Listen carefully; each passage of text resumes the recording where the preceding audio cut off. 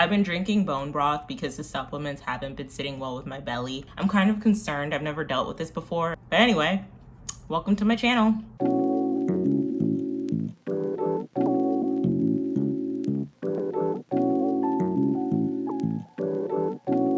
My name is Exis and this is my channel, Exis Does. For y'all out here that are asking, Exis, what do you do? Exis Does, what does that mean? Well, I don't know. I just do a lot of things, and right now I'm doing commentary, so yeah. I guess today I can talk about manufacturing authenticity on YouTube.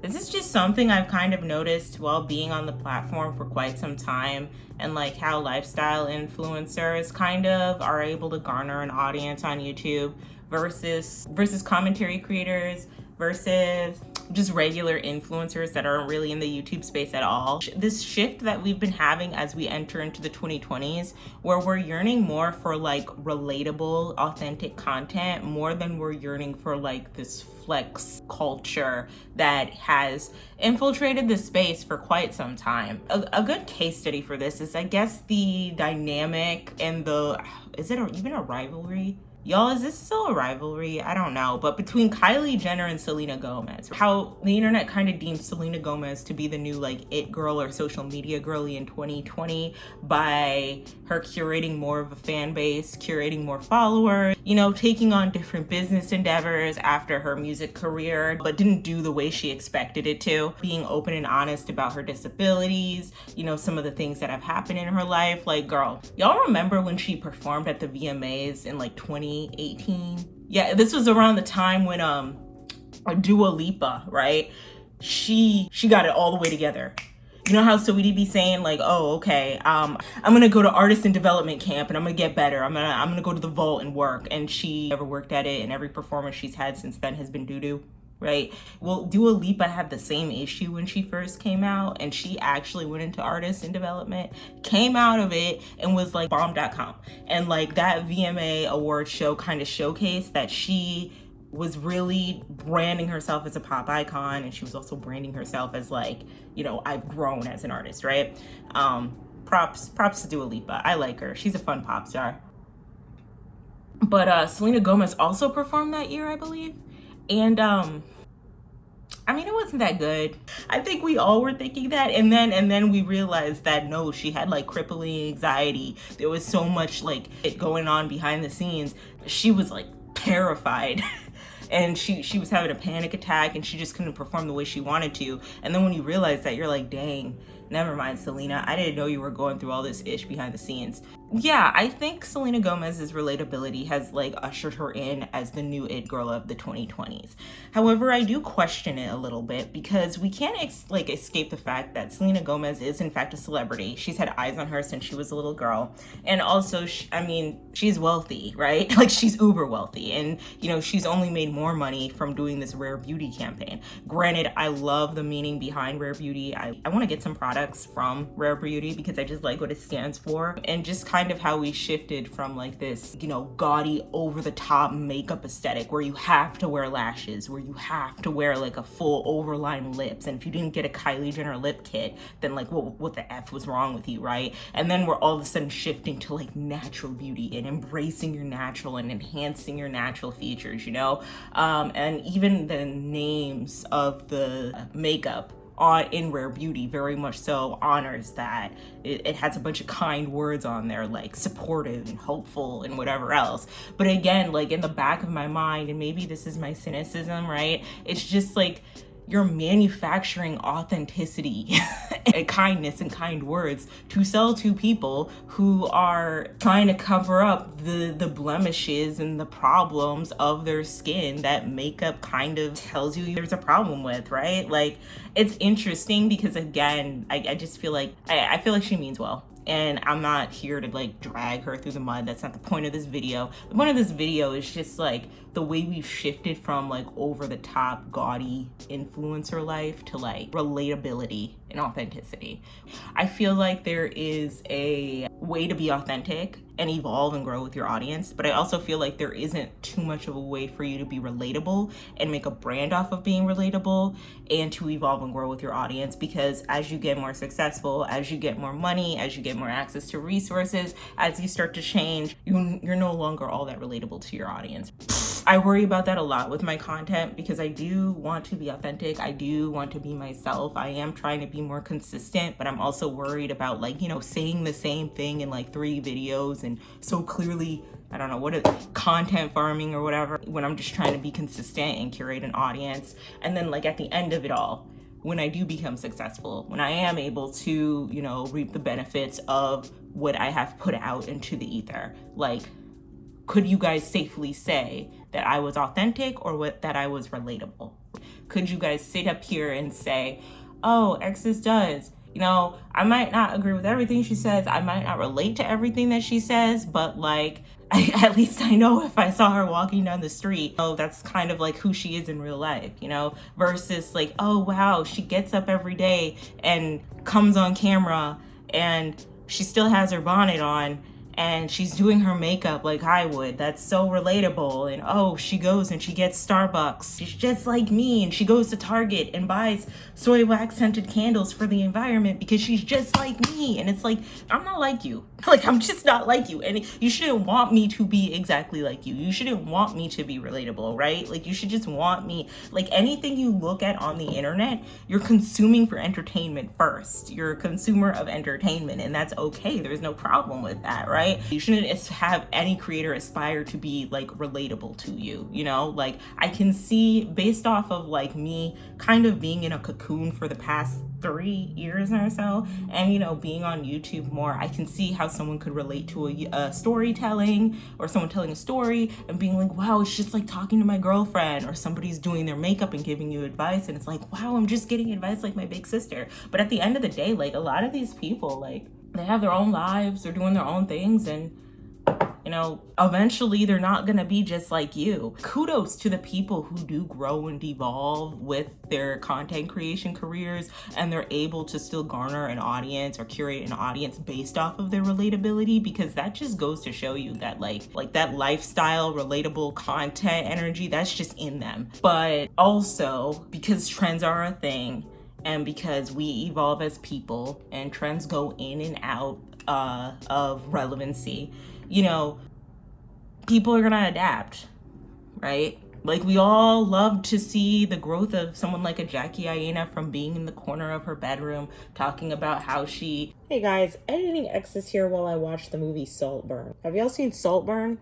Anyway, it has come to my attention that I pronounced Miss Jackie Aina's name incorrectly, and I don't want to be that person that just doesn't pronounce names incorrectly. I'm gonna say it again in this video.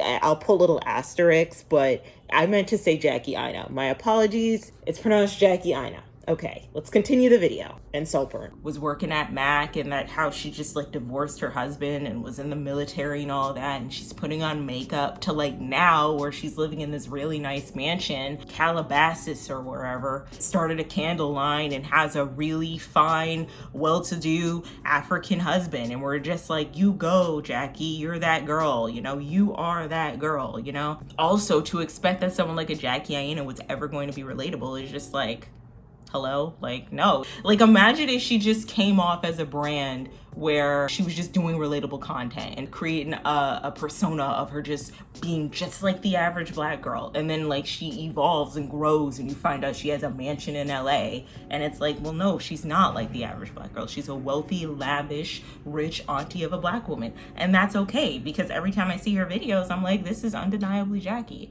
And I guess with my content, I'm just like hoping that every time you see my videos, I'm like undeniably myself. Even when I'm just like talking to you with like my bed messed up and my duvet cover in the corner of the bedroom, my questionable door opening and closing from time to time.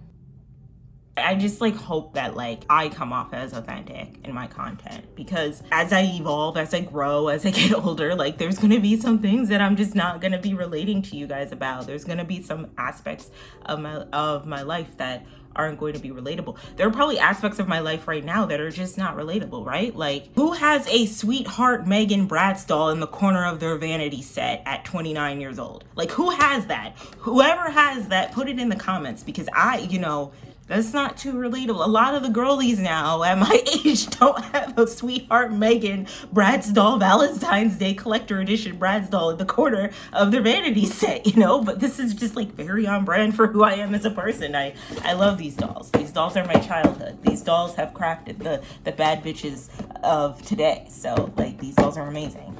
I love you, sweetheart Megan.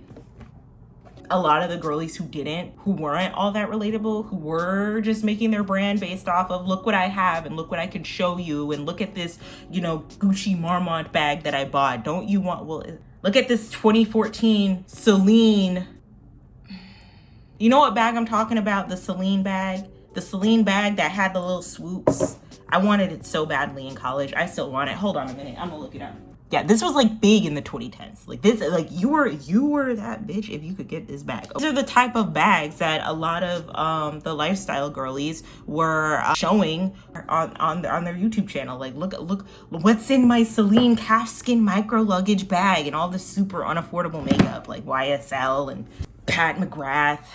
Pat McGrath probably makes good makeup though, but still, regardless, like, you know what I'm talking about? Like, this is what they curated their brand off of. It's like showing the lavish lifestyle that they have, the top gaudy, unnecessarily big, unnecessarily overstocked makeup collections of their vanity set, like whole makeup rooms dedicated to just a bunch of makeup that you know damn well you're not going to use, but we all sat here and watched it, like that's what I'm talking about. Like those haul girlies, those what's in my bag girly that go shopping with me to Neiman Marcus or whatever, like they have evolved or they have changed because everyone was starting to realize, especially during the pandemic, that like the content for those people have to offer isn't really doing much for people, especially their viewers. Like, you're literally out here just hate watching, getting a hate watch boner off of seeing someone talk about their Celine truffle bag, and so inevitably they had to rebrand themselves into something different, which is the self-help girly era that we're currently in now,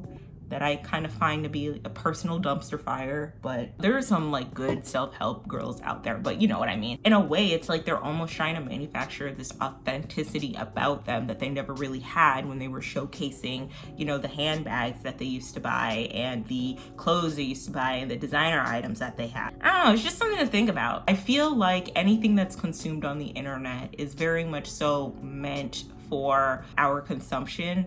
So even if you're watching something that feels authentic and like honest and earnest advice, it's meant for us to be consumed and entertained by first before we actually like sit up here and consider taking it as like advice to enact upon. Like, a lot of content on here is meant for entertainment, and so however you take it, however you receive it, whatever parasocial relationship you develop with your favorite content creator, influencer, streamer, whatever, that relationship isn't real. It's not going to be real. They probably don't know you, and that's okay. They don't have to know you, and it's okay to want to support them. It's okay to get to know them a bit more and curate a community with them and join their panels or interact with them on stream. But when it's all said and done, it will probably behoove of you to understand that a lot of the authenticity on the internet is in fact manufactured.